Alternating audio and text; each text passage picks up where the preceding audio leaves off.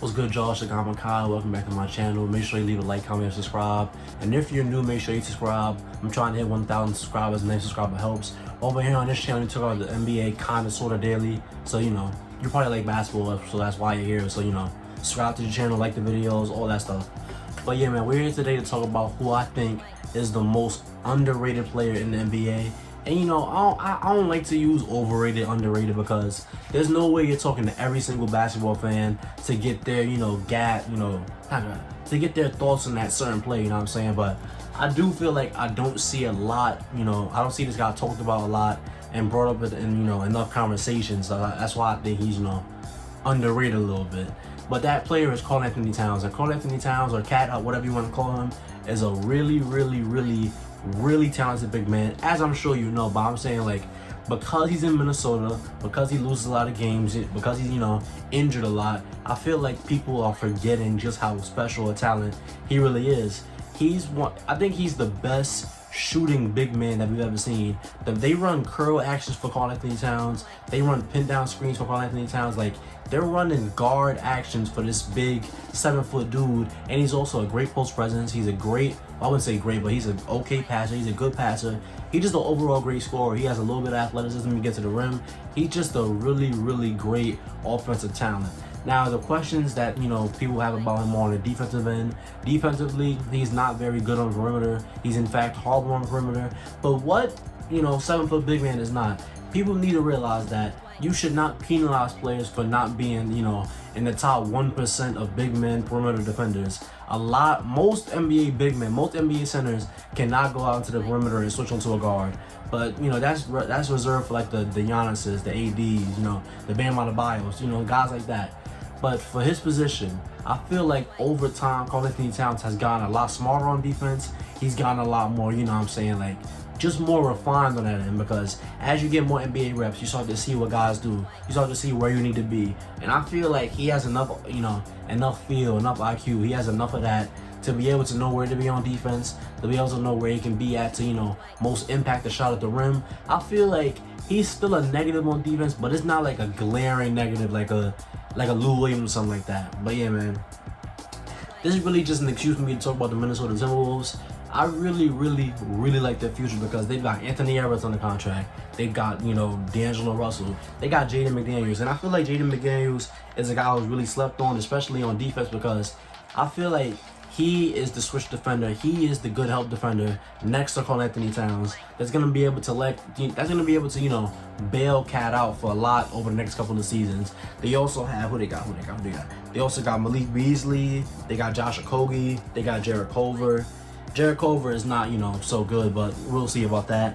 But I really like how D'Angelo Russell came back in the latter part of the season, was coming off the bench, and was giving you great performances, both creating for himself and creating for others. He's never going to be good on defense, but offensively, the creation that he has is a premium in today's NBA.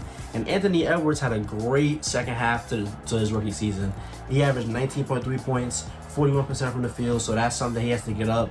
But the potential is there. He clearly has no problem attacking the rim. He was a capable three-point shooter, 33% in your rookie year. I can work with 33% in your first year. That's going to climb, with more reps.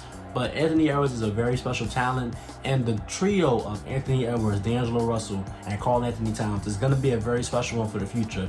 And this Minnesota Timberwolves squad, I think they can make the play-in next year. I realistically believe that. But karl-Anthony Towns' game is really very portable. Like, he can play next to most stars. He can space the floor. You can dump him down to him in the post. He can, he has a lot of great post moves. He's a great, face-up shooter out of the mid-range. And like I said earlier, he can shoot movement threes as a 7-foot big man.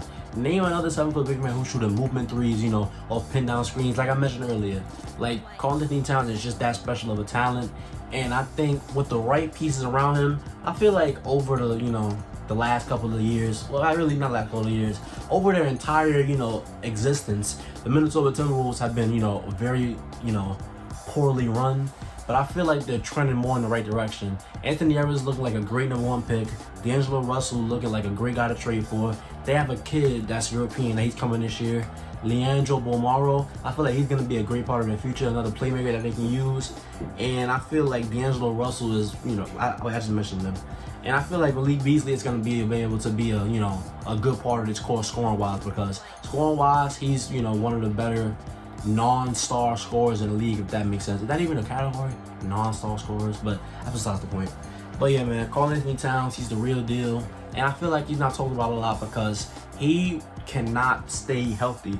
This season, he played 50 out of 72 games, so it's better than, you know, it's been in the past, but he always has these glaring injuries.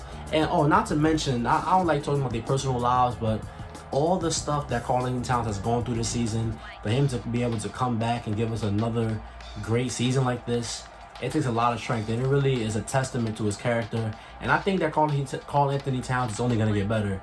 But he's really solid as a passer. I feel like I didn't, you know, touch on that a lot. Out of the post, he's a good passer. I feel like he makes good decisions for a big man. He's not some all-time LeBron type passer, of course, but for a big man, he is a good, you know, passer out of the post. He can find guys no matter what, whether guys are cutting, whether guys are, you know, in the corner for a three while he's posting up or something like that. And I feel like a lot of the Timberwolves, the Timberwolves are playing a great brand of basketball in the second half of the season. In the first half, where they were under Ryan Saunders, the offense wasn't looking so good. Guys weren't looking as good as they looked in the second half.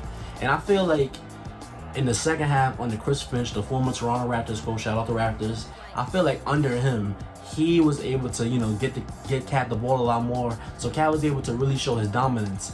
And he was bringing D'Angelo Russell off the bench. So when you bring in D'Angelo Russell off the bench, that's giving teams a lot of pressure, because now you have this former All-Star coming off the bench that you got to deal with, when you were just dealing with the, you know, the Minnesota Timberwolves starting lineup. And also, Anthony Edwards started to play much better under Chris Finch, because he also got Anthony Edwards more touches, and more touches usually equals more production in the right hands. So he really, I think Chris Finch was kind of testing it, just testing out different things, testing out different lineups and all that. And I think Chris Finch is the long-term answer at coach for, you know, the Minnesota Timberwolves. But the most underrated player, in my opinion, is karl-Anthony Towns. He's a really good offensive big man. He has room to grow on defense, but I feel like he's neutral to, you know, he's negative to neutral right now. He's not as big of a negative as he used to be. I feel like he's gotten more strength. I feel like he's just gotten more smarter, as I said before. And I think that his game, along with Anthony Edwards and D'Angelo Russell, and they could potentially trade for Ben Simmons. Then I think D'Angelo Russell will have to go to Philly, but Ben Simmons, Anthony Edwards, and karl-Anthony Towns is a great trio to have. So the Minnesota Timberwolves have a lot of options of what they can do, but karl-Anthony Towns, Anthony Edwards, and D'Angelo Russell are a hell of a, you know, start to the rebuild. It didn't work out with Andrew Wiggins, but they moved on from it, and I think it's going to work out very beautifully for them in the future.